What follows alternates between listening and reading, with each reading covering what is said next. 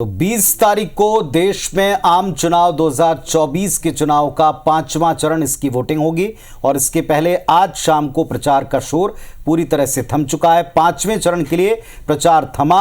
20 मई को 8 राज्यों की कुल 49 सीटों पर वोटिंग होनी है। ये सबसे बड़ा अपडेट 5वें चरण को लेकर सभी अपनी ताकत लगा चुके हैं।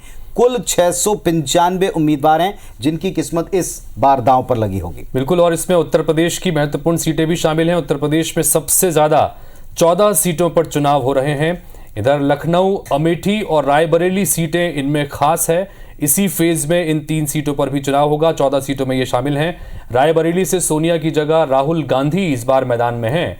स्मृति ईरानी और राजनाथ सिंह की किस्मत भी अपनी अपनी सीट पर दांव पर लगी हुई है। 49 सीटों में से कांग्रेस के पास इकलौती रायबरेली सीट है।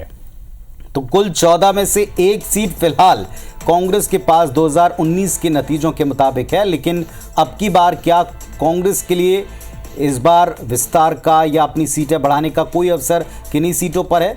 दूसरे पक्ष का दावा है कि अब की बार वे पूरी तरीके से इस चरण में सभी सीटों पर विजय प्राप्त करेंगे। तो 20 मई 8 राज्य 49 सीटों पर वोटिंग, जिसमें सबसे महत्वपूर्ण है उत्तर प्रदेश की बड़ी सीटें और इन सीटों से उतर रहे बड़े चेहरे, जिसमें कांग्रेस की तरफ से राहुल गांधी अब की बार अमेठी छोड़ रायबरेली पहुंचे और अमेठी से स्मृति ईरानी हैं। दूसरी तरफ राजनाथ सिंह केंद्रीय मंत्री, उनका भी इसी चरण का चुनाव है। उधर बिहार में देखें तो चिराग पासवान, उनकी भी सीट पर अब की बार इसी 5वें चरण में रण होना है। कुल 695 उम्मीदवार हैं जिनकी किस्मत ईवीएम में 5वें फेज में लॉक होने वाली है। तो ये वो बड़े चेहरे हैं जिनके साख वाले चुनाव किस तरफ जाएंगे, नतीजे कैसे आएंगे, इसके पहले वोटिंग का प्रतिशत क्या रहता है हितेश, इस पर भी नजर रहेगी, क्योंकि औसतन 4 चरणों के वोटिंग प्रतिशत के आधार पर अनुमान लगने लगे कि ये किसके पक्ष में गया होगा। बिल्कुल, चूंकि 20 मई को ये 5वें चरण के लिए मतदान होना है। 49 सीटें हैं और 695 उम्मीदवार कुल इन 49 सीटों पर मैदान में हैं।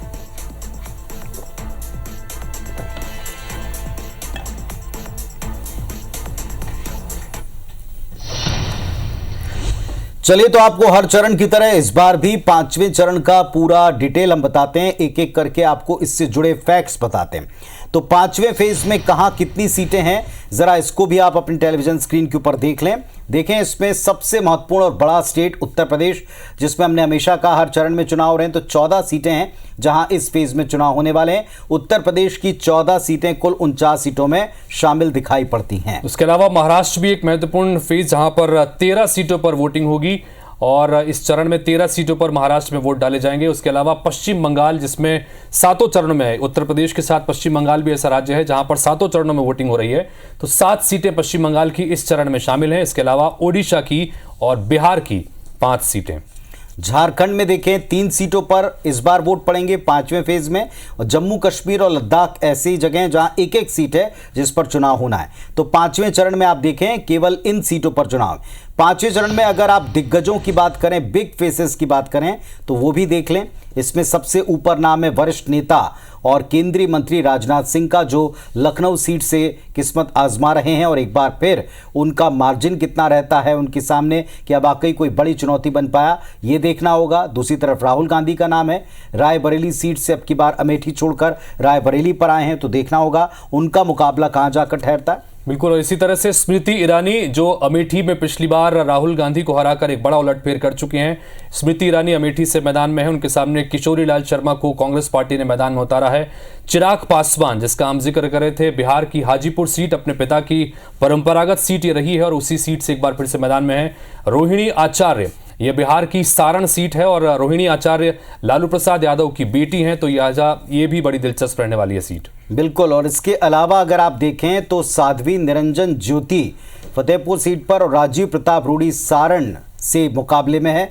कैसरगंज करण सिंह, इनका भी मुकाबला इस सीट के ऊपर कैसा रहता है, ये दिलचस्प रहने वाला है। ये वो दिग्गज हैं जो अपने स्टेट की राजनीति में भले ही चमके, लेकिन देश के स्तर पर, राष्ट्रीय स्तर पर इनके नामों की चर्चा रही है। और देखते हैं कि ये दिग्गज अपनी सीटों को कितनी खूबी के साथ में आगे ले जाते हैं या यहाँ कोई बड़ा चुनौती देता है इनको नजर आता है।